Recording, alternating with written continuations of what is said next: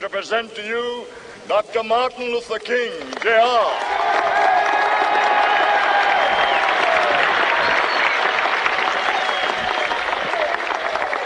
I am happy to join with you today in what will go down in history as the greatest demonstration for freedom in the history of our nation.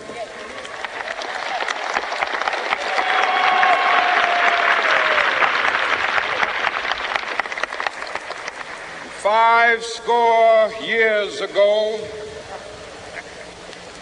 a great American in whose symbolic shadow we stand today signed the Emancipation Proclamation. This momentous decree came as a great beacon light of hope to millions of Negro slaves who had been seared in the flames of withering injustice. It came as a joyous daybreak to end the long night of their captivity. But 100 years later, the Negro still is not free. 100 years later, the life of the Negro is still sadly crippled by the manacles of segregation and the chains of discrimination. 100 years later, the Negro lives on a lonely island of poverty. I have a dream that one day this nation will rise up and live out the true meaning of its creed. We hold these truths to be self-evident, that all men are created equal.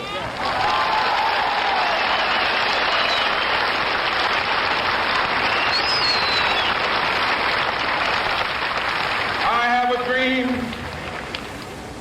that one day on the red hills of Georgia, sons of former slaves and the sons of former slave owners will they be able to sit down together at the table of brotherhood. I have a dream that one day, even the state of Mississippi, a state sweltering with the heat of injustice, sweltering with the heat of oppression, will be transformed into an oasis of freedom and justice. I have a dream. My four little children will one day live in a nation where they will not be judged by the color of their skin, but by the content of their character. I have a dream today.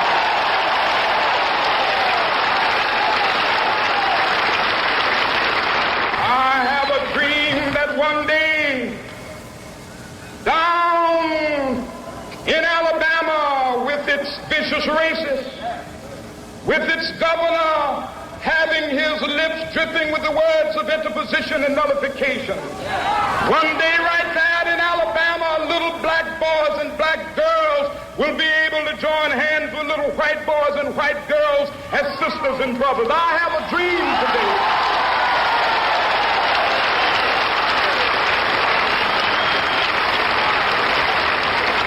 I have a dream that one day every valley shall be exalted, and every hill and mountain shall be made low. The rough places will be made plain, and the crooked places will be made straight, and the glory of the Lord shall be revealed, and all flesh shall see it together.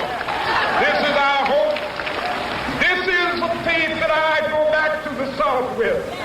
With this faith, we will be able to hew out of the mountain of despair a stone of hope.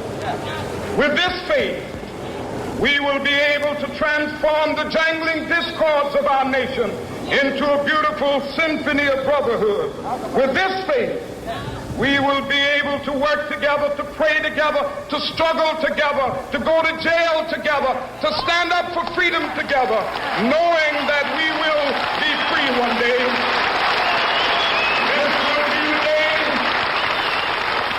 This will be the day when all of God's children be able to sing with new meaning, my country, tears of thee. Sweet land of liberty, of thee I sing. Land where my fathers died, land of the pilgrim's pride. From every mountainside, let freedom ring. And if America is to be a great nation, this must become true. And so let freedom ring.